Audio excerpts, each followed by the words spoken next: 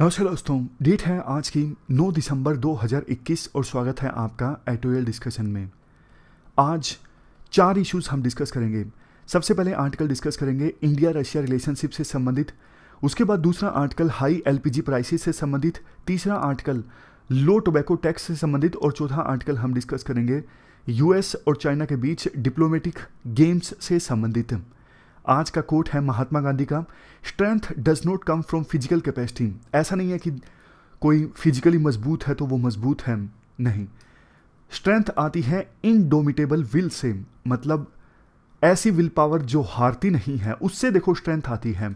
कितने घंटे आप पढ़ सकते हो, कितना आप फिट हो, उससे फर्क नहीं पड़ता। मतलब थोड़ा बहुत पड़ता है, लेकिन आपकी विल पावर कितनी स्ट्रोंग है उससे डिपेंड करता है कि आप कैसी लड़ाई लड़ सकते हो, कितने घंटे पढ़ सकते हो।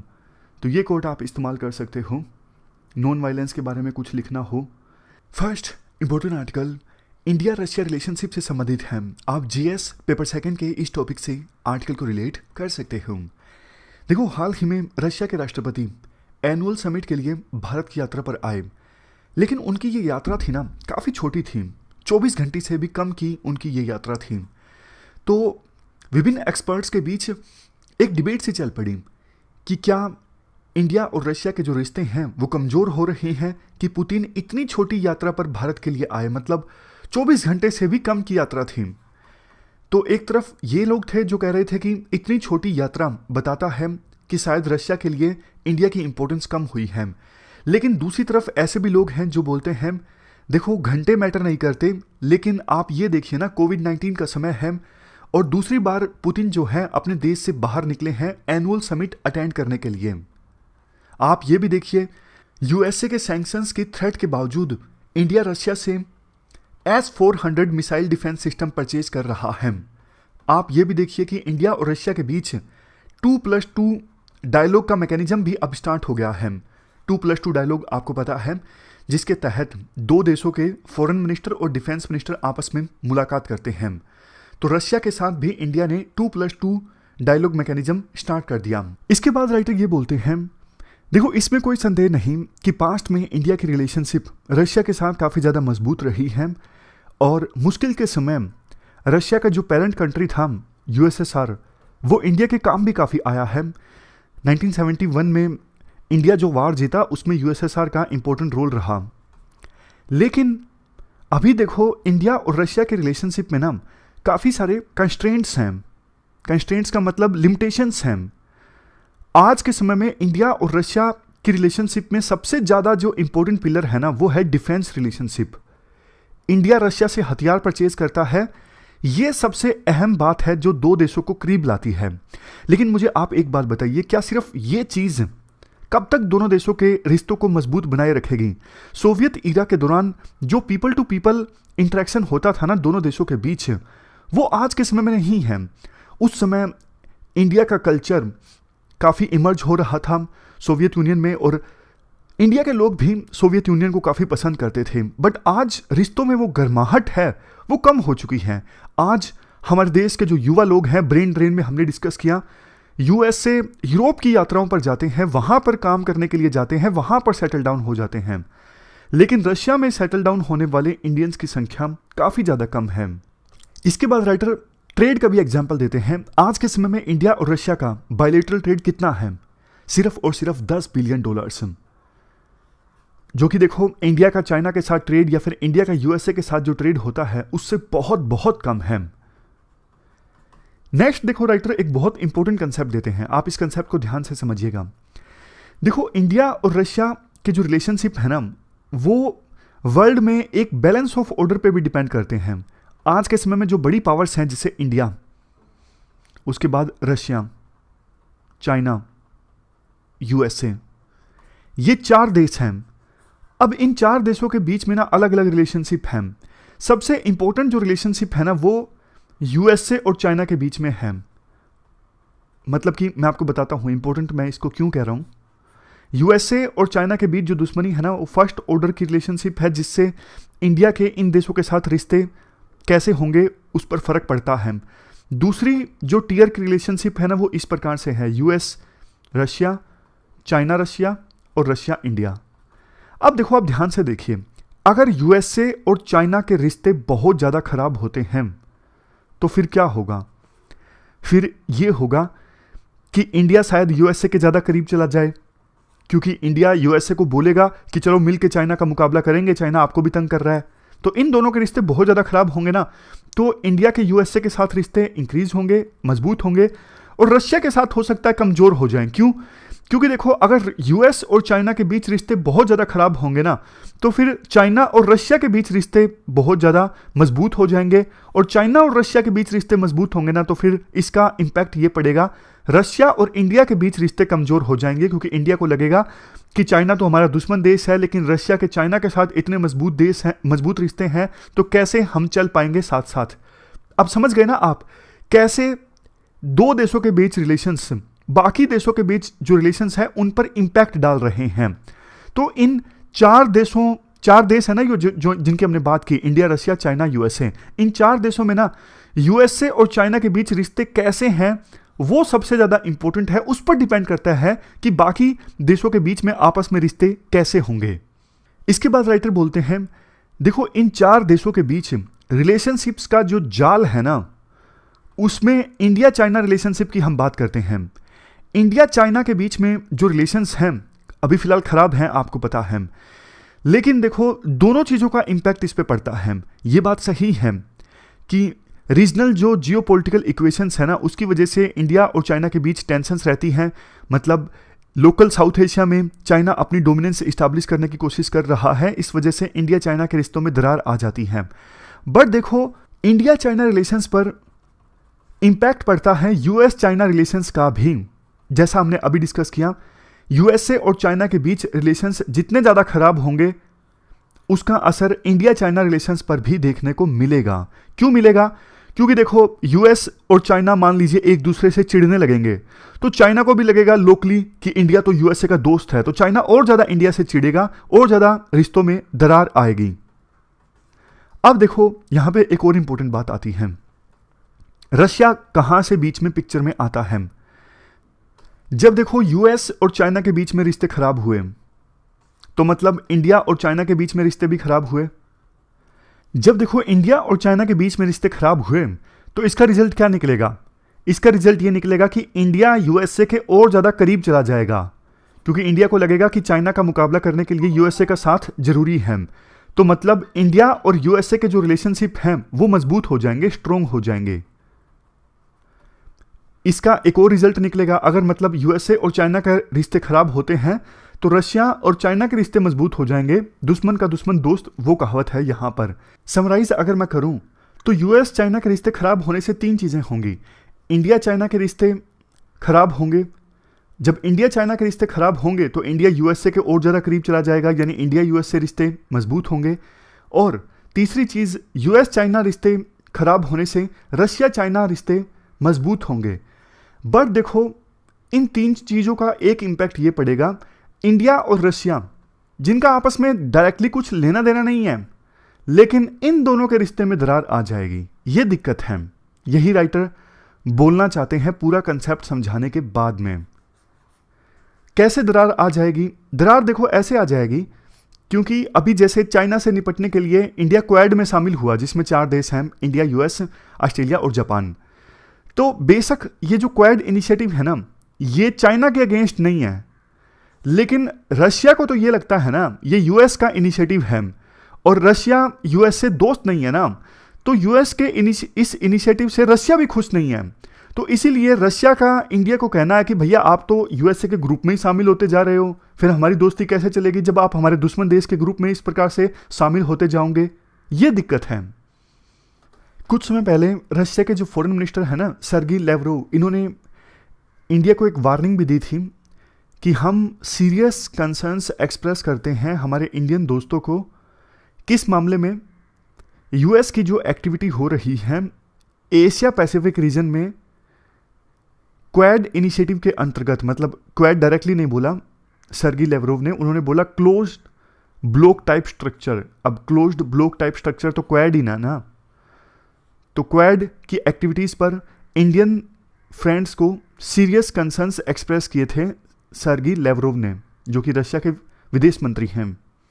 अब यहां पर देखो, एक सिनेरियो इंडिया के हित में काम कर सकता है क्या?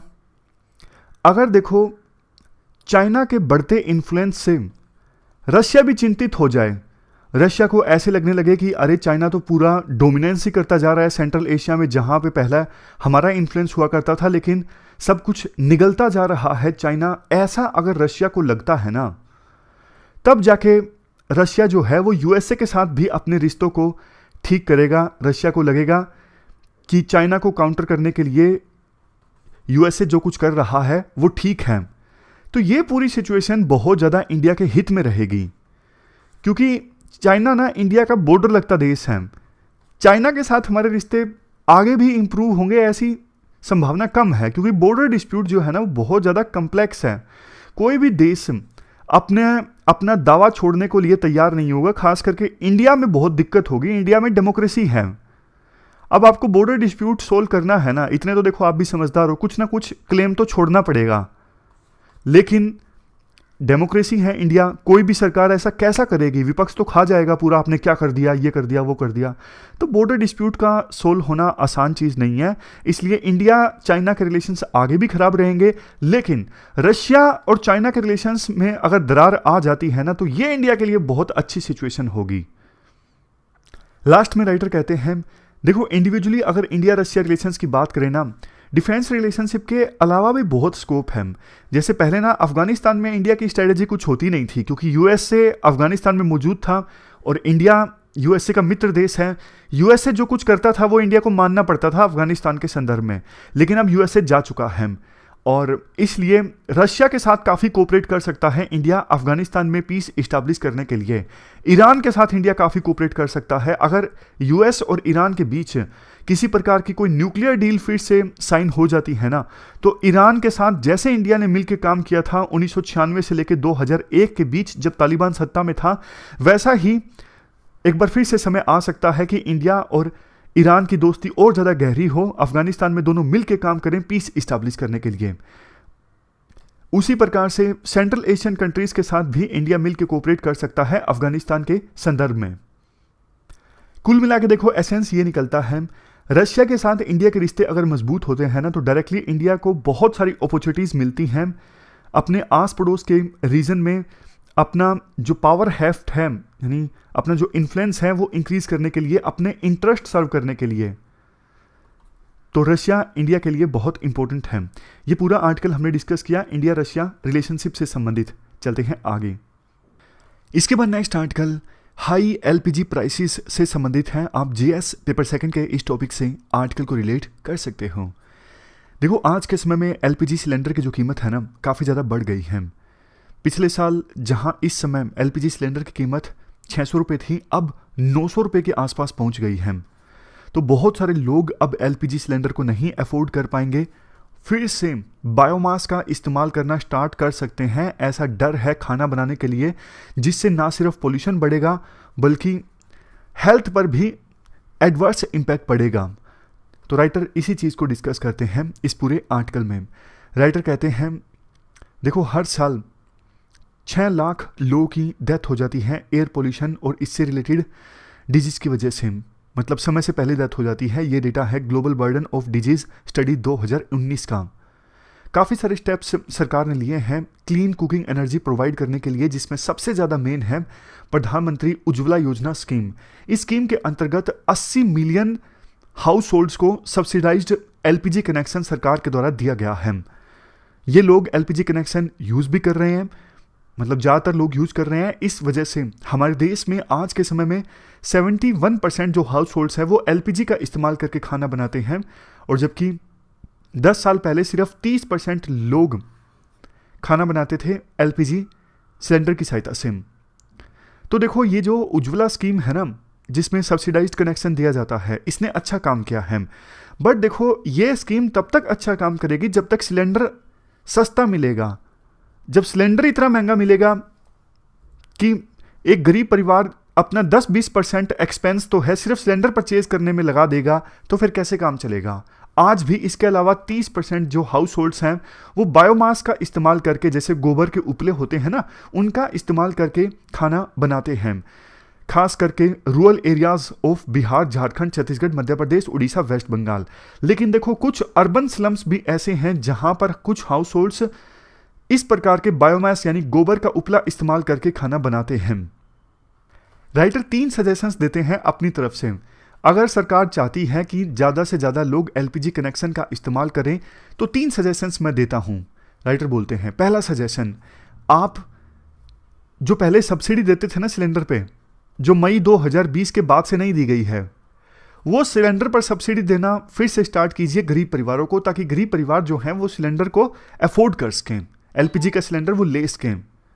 अगर आप कम करना चाहते हो सब्सिडी तो आप लिमिटेशंस लगा सकते हो, जैसे कि वो परिवार जिनकी इनकम 1 लाख में 2,50,000 है सिर्फ उनको सिलेंडर मिलेगा, या फिर 8 से 8 एलपीजी सिलेंडर तक ही सब्सिडी मिलेगी। मतलब ऐसी लिमिटेशंस आप मर्जी लगा दो, लेकिन पूरी तरह से सिलेंडर पे सब्सिडी देना आप बंद मत करो। ये दिक्कत है, ऐसे बंद करोगे तो फिर गरीब परिवार अफोर्ड नहीं कर पाएंगे, फिर वो एलपीजी का इस्तेमाल करेंगे नहीं, वो फिर से बायोमास का इस्तेमाल करने लगेंगे।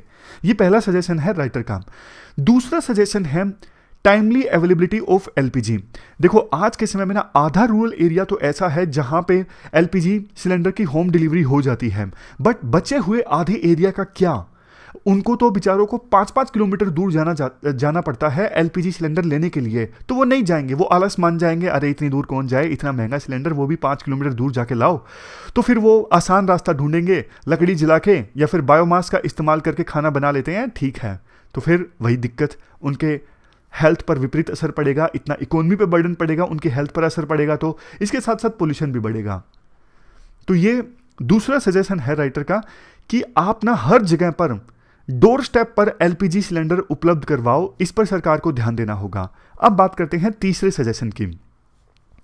देखो आमतौर पे ना कुछ हाउस होल्ड्स ऐसे होते हैं उनके पास में ना बायोमास काफ़ी आसानी से अवेलेबल होता है। अब किसी ने पशुपालन किया है, एनिमल्स पाल रखे हैं, अब उसके पास तो गोबर वगैरह होगा ना, तो वो उसका इस्तेमाल करने लगा खाना बनाने के लिए। क्यों ना ऐसे लोगों से बायोमास परचेज कर लिया जाए। उनको जब ये लगेगा कि बायोमास भी बिकता है आसानी से, इसके भी पैसे लिए जा सकते हैं, अदरवाइज तो उनके लिए ये मुफ्त होता है ना, कि उनको लगता है कि वैसे भी इसका कोई यूज़ तो है नहीं, खाना बनाने के लिए यूज़ कर लो, कुछ पैसा बच जाएगा। लेकिन अगर उनको ऐसा ऑप्शन दिया जाए कि आप अपना बायोमास जो है, आपने पशु पाले हैं, आपके पास गोबर है, वो आप बेच सकते हो, तो कितना बढ़िया होगा। फिर वो बायोमास का इस्तेमाल नहीं करेंगे, फिर वो एलपीजी का ही इस्तेमाल करेंगे। इसके लिए देखो लोकल लेवल पे जो प्रोसेसिंग यूनिट्स है ना, उनको इंसेंटिवाइज किया जा सकता है। जैसे एनटीपीसी को बोला जा सकता है कि आप लोकल लेवल पे बायोमास पेलेट्स जो है उसका इस्तेमाल करो पावर स्टेशंस को जलाने के लिए, और लोकल लेवल पे बायोमास आप परचेज करना स्टार्ट कर दो। एक और एग्जांपल दिया जाता है राइटर के द्वारा, STUT स्कीम है, जैसे sustainable alternative towards affordable transportation scheme. इस स्कीम के तहत कंप्रेस्ड बायोगैस प्रोडक्शन प्लांट्स जो हैं वो इस्टेब्लिश किए जाते हैं। अब देखो कंप्रेस्ड बायोगैस जनरेट करनी है तो बायोमास से ही होगी ना, तो वो बायोमास परचेज किए जा सकते हैं लोकल लेवल पे हाउस होल्ड से, किसानों से, तो उनका बायोमास बिक जाएगा। वो बायोमास का इस्तेमाल नहीं करेंगे खाना बनाने के लिए, वो एलपीजी का इस्तेमाल कर लेंगे। तो ये 3 सजेशंस राइटर के हैं। बोलिए कौन कौन से, पहला बताइए। पहला उनका सजेशन ये है कि आप सब्सिडी फिर से चालू कर दो भैया। दूसरा उनका सजेशन है कि आप डोर स्टेप पे एलपीजी का सिलेंडर उपलब्ध करवा लो, घर के दरवाजे पर। तीसरा, लोकल लेवल पे बायोमास को आप प्रोक्योर करना स्टार्ट कर दो। तो ये हमने पूरा इश्यू डिस्कस किया, चलते हैं आगे। इसके बाद नेक्स्ट आर्टिकल लो टोबैको टैक्स से संबंधित है। आप जीएस पेपर सेकंड के इस टॉपिक से आर्टिकल को रिलेट कर सकते हो। देखो इस आर्टिकल का ना सबसे पहले मैं आपको एसेंस बताता हूं। अगर आप ये चाहते हो कि टोबैको कम से कम लोग कंज्यूम करें, तो सबसे पहले एक चीज जो आपके दिमाग में आएगी, आप क्या करोगे एज ए एडमिनिस्ट्रेटर। ये मत बोलिएगा कि अवेयरनेस फैलाऊंगा सबसे पहले। ठीक है, अवेयरनेस जरूरी है, लेकिन अवेयरनेस से बहुत लोग मतलब टोबैको कंज्यूम करना बंद करते नहीं हैं। वैसे तो देखो सिगरेट की डब्बी पर भी लिखा होता है कि टोबैको कंज्यूम करना सेहत के लिए हानिकारक है। आपको क्या लगता है कितने लोग वो पिक्चर देख के टोबैको कंज्यूम करना छोड़ देते हैं? अच्छे खासे लोग छोड़ देते होंगे, लेकिन फिर भी ज़्यादातर लोग नहीं छोड़ते हैं। लेकिन एक जो कारगर चीज़ है ना लोगों से टोबैको छुड़वाने के लिए, महंगा कर दो, टैक्स काफ़ी ज़्यादा इंक्रीज कर दो। ऐसे एविडेंस देखो मौजूद हैं जो बोलते हैं टोबैको पर अगर टैक्स इंक्रीज किया जाता है ना तो इसकी कंजम्पशन कम होती है। इंडिया में देखो 15 साल से ऊपर 28.6% अडल्ट जो हैं वो टोबैको कंज्यूम करते हैं, और 13 से 15 साल की एज ग्रुप में 8.5% जो स्टूडेंट्स हैं ना वो टोबैको कंज्यूम करते हैं किसी ना किसी फॉर्म में।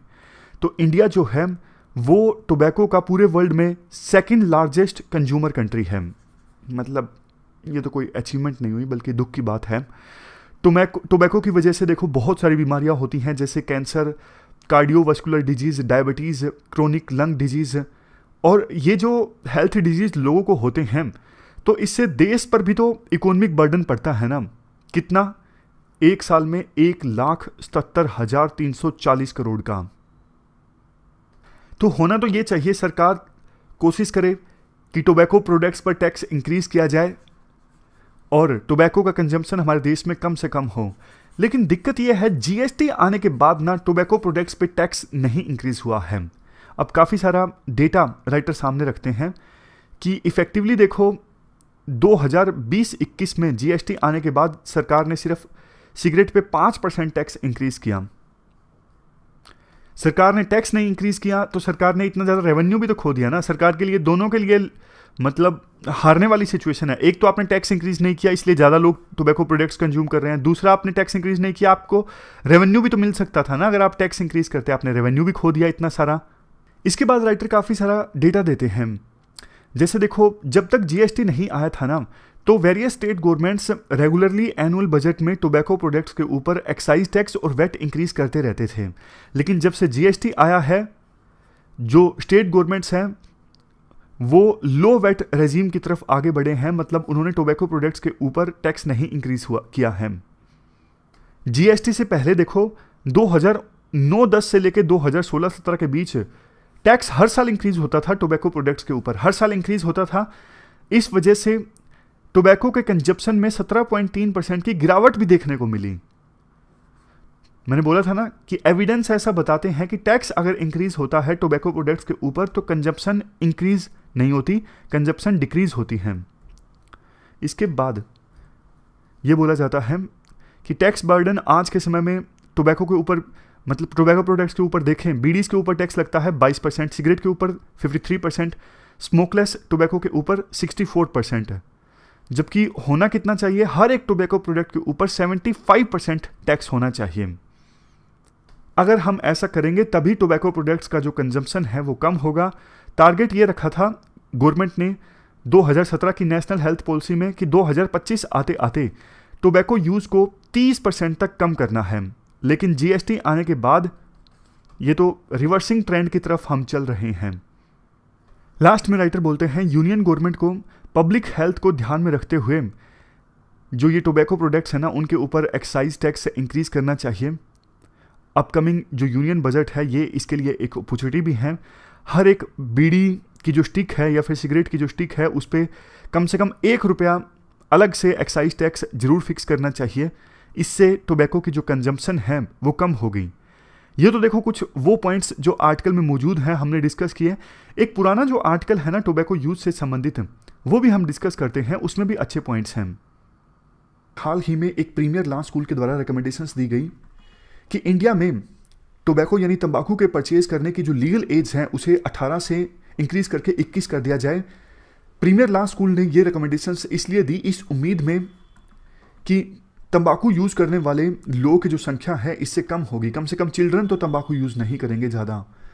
लेकिन राइटर कहते हैं देखो हमारे देश में 13 से लेके 15 साल के एज के 14.6% स्टूडेंट्स जो हैं वो तंबाकू को यूज़ करते हैं, सिगरेट्स की फॉर्म में, बीडीज़ की फॉर्म में, हुक्का या फिर स्मोकलेस टोबैको की फॉर्म में।